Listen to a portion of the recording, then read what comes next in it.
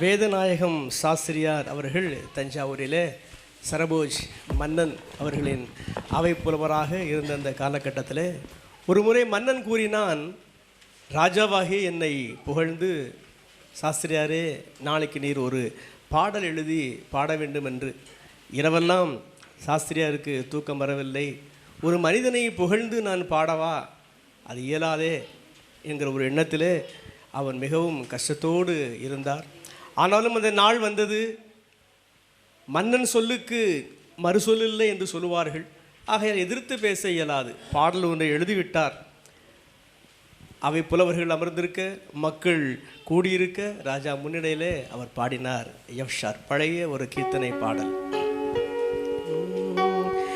இயேசுவையே துதிசை நீ மனமே, இயேசுவையே துதிசை, கிறிஸ்தேசுவையே துதிசை நீ மனமே, இயேசுவையே துதிசை, இயேசுவையே துதிசை நீ மனமே, இயேசுவையே துதிசை, கிறிஸ்தேசுவையே துதிசை நீ மனமே, இயேசுவையே துதிசை.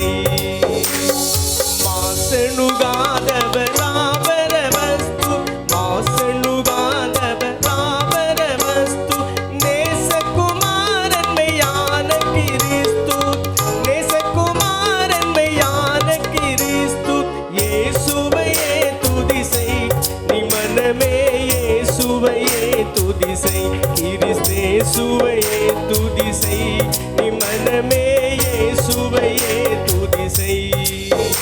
எல்லோரும் கரங்களை தட்டுவோம்.